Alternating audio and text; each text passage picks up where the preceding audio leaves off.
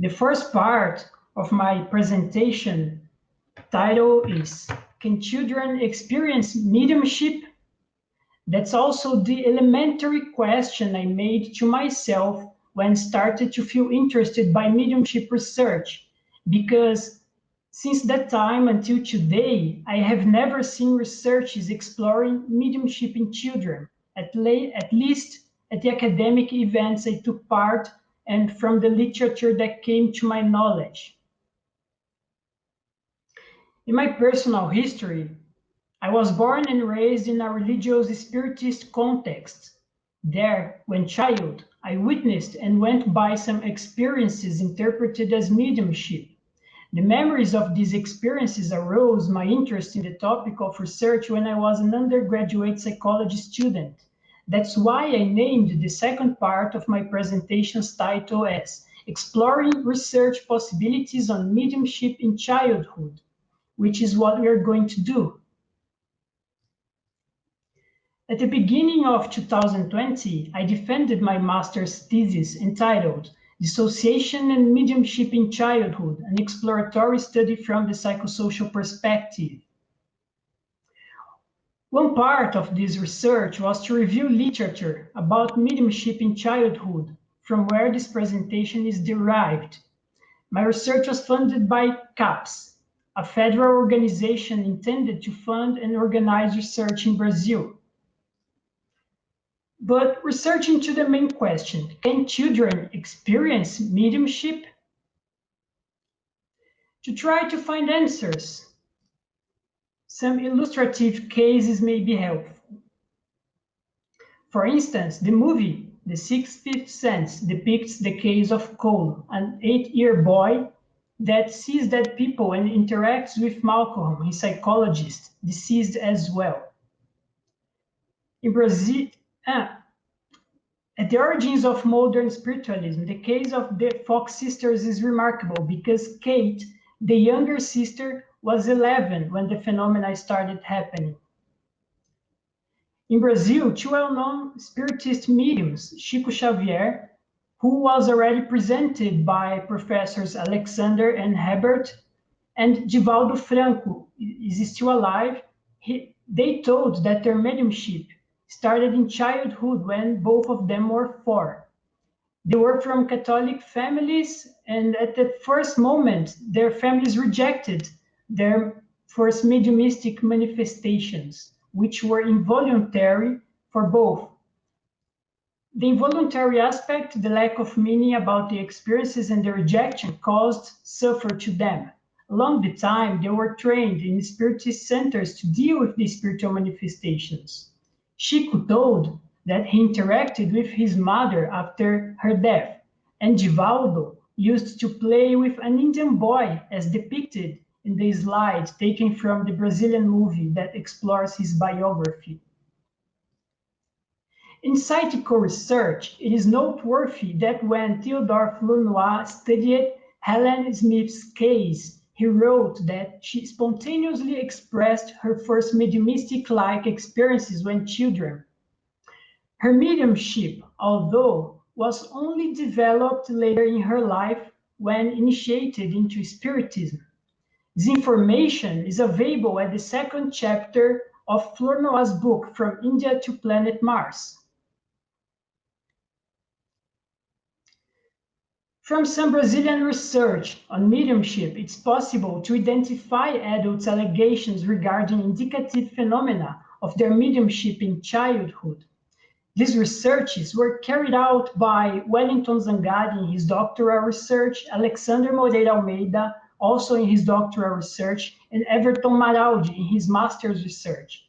They did not intend to investigate mediumship in childhood properly, but some qualitative data revealed possibilities of the phenomena in childhood.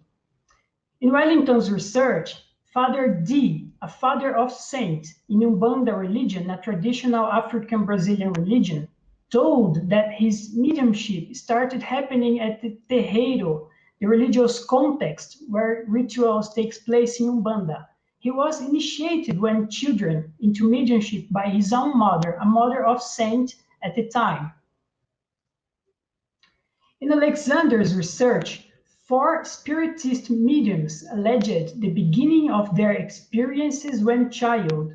Three of them told they were 6, 8, and 9 years respectively. The most common phenomena understood as indicative of mediumship were to see and to talk with deceased people, including familiar people, to hear strange sounds, and to have access to others' thoughts.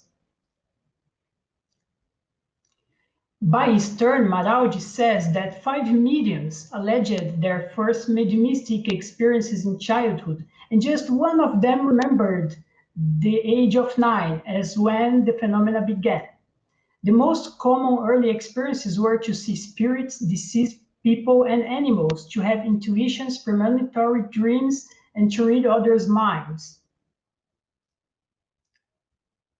The preliminary literature and findings regarding mediumship that were of my knowledge, briefly presented at this introduction, also made me hypothesize that research in mediumship in children is an open field and an under-researched phenomenon, which calls for more attention. This contrasts with past life memories research, where children are commonly considered. At a first sight, all the illustrative cases in the Brazilian research that came to my knowledge use the term mediumship. It refers to the phenomena in which alleged spiritual agencies or forces that manifest and act through people in the material world. These people are commonly designated as mediums. In addition, spiritual possession experiences may refer to the same kind of phenomena, despite its differences and peculiarities with mediumship. While possession experiences tend to be seen as negative, mediumship is understood as positive in general. My aim is not to discuss their differences, just to point that both terms are used interchangeably in the literature. That's what matters for us here. And the way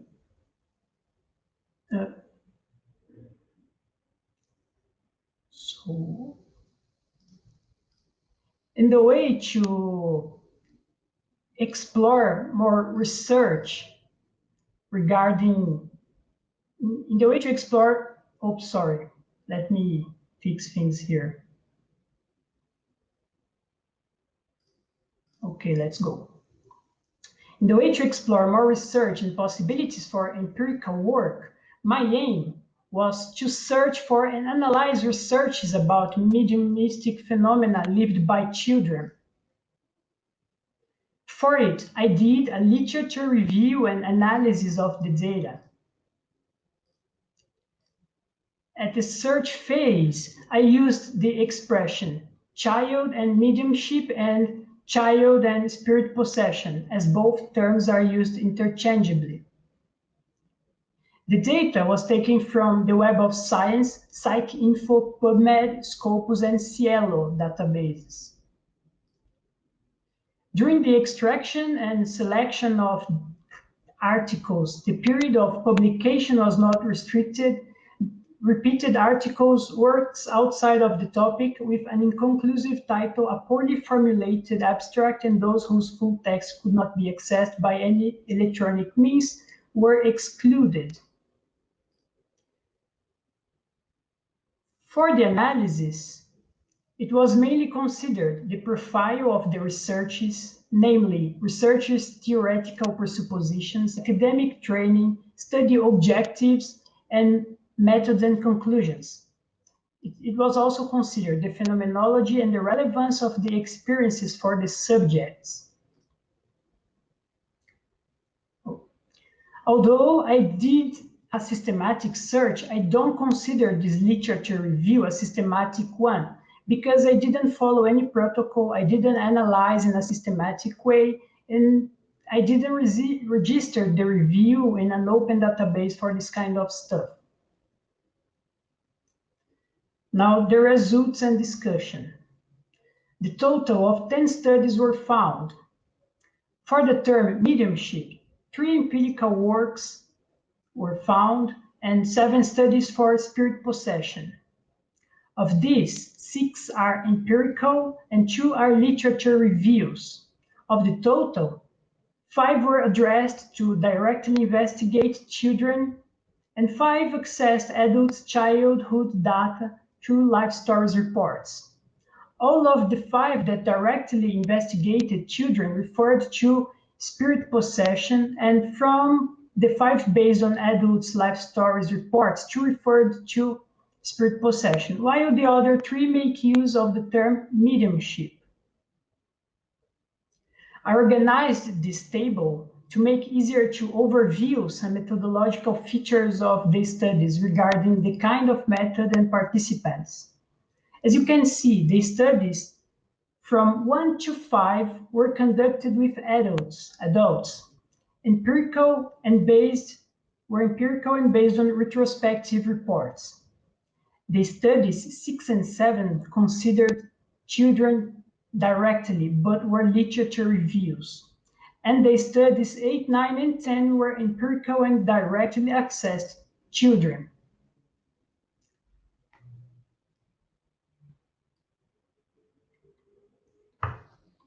Now we're going to explore more details of each study. Let's begin with those based on adults' reports. The first one is this from Menezes Jr., Moreira Almeida, and Alminhana. In a survey about the social demographic profile and anomalous experiences of people who sought help in spiritist centers to deal with the anomalous experiences, the authors found that 65.2% of 115 people stated that their experiences with mediumship characteristics started in childhood. The experiences interpreted as mediumistic were spiritual clairvoyance, spiritual hearing, spiritual perceptions, anomalous dreams, out-of-body experiences, premonitions, inexplicable loss of energy, incorporation, intuition, spiritual perception of smells, physical effects of a spiritual cause, automatic writing, telepathy, and spiritual healing. For most of the subjects, the experiences did not bring any social occupational damage. They were episodic, of short duration, and beneficial. However, emotional distress and lack of control over them were reported. The study of Everest aimed to establish a comprehensive understanding of the initial experiences associated with the spiritual transformation processes of mediums. Some mediums that answered the semi-structured questionnaire reported the first experiences when child. Everest concluded that depending upon the age of the experiencer and the existing social support system at the time of the initial experience, the spiritual encounter can be either fearfully traumatic or merely an anomalistic variation of the individual's concept of reality. The case of Dona Sara, a mother of saint, was studied by Belmont and collaborators. They intended to assess the DSM-5's ability to differentiate religious or non-pathological possession from dissociative identity disorder and examine the development of possession experiences over time, from the age of 7 to adulthood. From the description and analysis of the case, it was noticed that the experiences developed from an uncontrollable or involuntary nature to a better control and awareness of its occurrences. Initially, experiences such as intrusive thoughts and states of possession were intermittent, spontaneous, and uncontrolled, which caused fear, dejection, and anxiety. Dona Sara's traditional Catholic family rejected her mediumistic-like experiences. However, over time, she started attending Umbanda and Candomblé, both Brazilian African religions that practice mediumship and spiritual possession. In these contexts, she was educated to deal with the manifestations. Then they were accepted, signified, and interpreted in the new religious framework. Thus, the medium started to have greater autonomy and better mental health. Wabe and Radin investigated the relationship between dissociative symptoms and mediumship in the United States in a total of 3,020 mediumship. However, the score for non-pathological dissociation was lower in the group of claimants. The authors conclude that in addition to dissociative experiences, individuals' functional impairments such as performance in daily activities at work, at school, and in social relationships should be investigated, as these may be factors related to mental health. Cardenha and Scheffler studied Marco's life story in a longitudinal way. Marco's spiritual possession experiences were uncontrollable and dysfunctional, and when his possession experiences and personal afflictions started to be interpreted, positively explained by the voodoo group he joined and supported by his grandmother, a kind of symbolic healing started taking place. Now let's move to the studies directly concerned with children. Race from a cross-cultural, it is involuntary and also expenses the child, causing anxiety. Briggs and Whittaker, from a social work background, explored the spiritual possession phenomena, concerned about the role of social workers on providing appropriate care for migrant children abused in religious contexts through witchcraft and spirit possession practices in UK. Although they are not concerned with parapsychological issues, which is not less important, they approach mental health issues and its care. They consider that some faith leaders' behaviors may be harmful to children and that more research is needed to differentiate trauma behaviors from spirit possession experiences. The studies done by Sharp and Trunk-Kassenbach understand that the experiences of spiritual possession are due to trauma, stress, and somatic disorders. Despite this, Sharp considers that these experiences can promote the search for meaning, the resolution of conflicts, and the internal chaos of children. Trunk-Kassenbach studied dissociative experiences related to a spirit possession epidemic in Thai girls, understanding them as hysteria. This position reflects the tradition of studying dissociation exclusively as pathological, which has not been supported in recent researches that relate dissociation with artistic and religious expressions. For the last, Chartonas and Bowes, in the case of the 8-year-old girl studied, follow the notion that spiritual possession is a response to conflicts and beliefs confrontation due to the immigration process. Spirit possession represents a medium of distress and a culture-specific response to traumatizing events.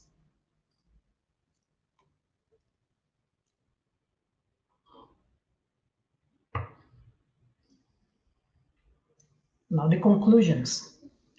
In the line of the material explored, it was not identified that mediumship experiences or indicative experiences of a possible mediumship directly happen in child. That's because the studies that used the term mediumship were based on adults' memories about childhood. In this way, it's only possible to infer that occurrence of mediumship experiences in children, what opens up the necessity for empirical research directly with children. On the other hand, it was found that the experiences named as spirit possession occur in children. In cultural contexts that spirit possession happens, it is more common to study child in relationship to the phenomena than in the contexts where mediumship takes place.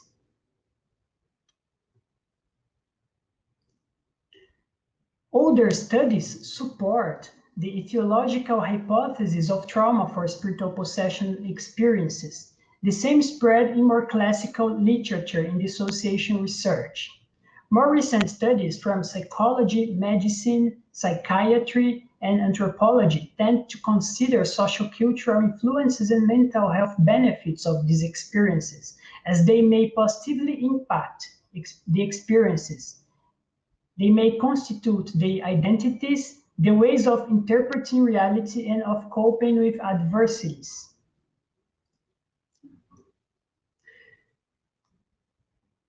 Looking forward, the findings open questions to be investigated, such as the sociocultural roles of children as mediums. How do these children are seen by others and by themselves? How, where, and when mediumistic experiences begin? What's the phenomenology of mediumistic experiences in children? How and what variables influence their development? How do they impact children's mental health, relationships, and psychological development? What role adults, for instance, religious leaders and parents, play in child's mediumistic experiences? Do they mediate it somehow? What personality traits do children who experience mediumship present? Do the mind-body relationship and consciousness problem are possible to be investigated in child who experience mediumship? Furthermore, regarding methodological issues in research with children as subjects, a non-centered adulthood methodological approach should be kept in mind. That is, when studying children, researchers need to adapt the methods, their comprehension, language, and points of view, expressions, language, and according to the developmental stage. Even when children participate in research as subjects and they are referred as mediums, they continue to be children. Despite the focus of this presentation where children, adolescents are no less important to be researched. In this way, longitudinal and multi-method designs may be employed on researching children and adolescents. Now, drawing from the conclusions, several questions and empirical research possibilities are opened on mediumship research with child. At the present, as a possible contribution, I'm working on an article to be published about what was presented here, and also conducting my doctoral research, which is at the beginnings.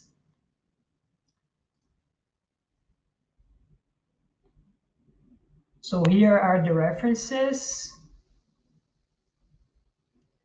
And lastly, I'd like to thank you all for the attention and to make my email available for anyone who wants to contact me. Thank you very much.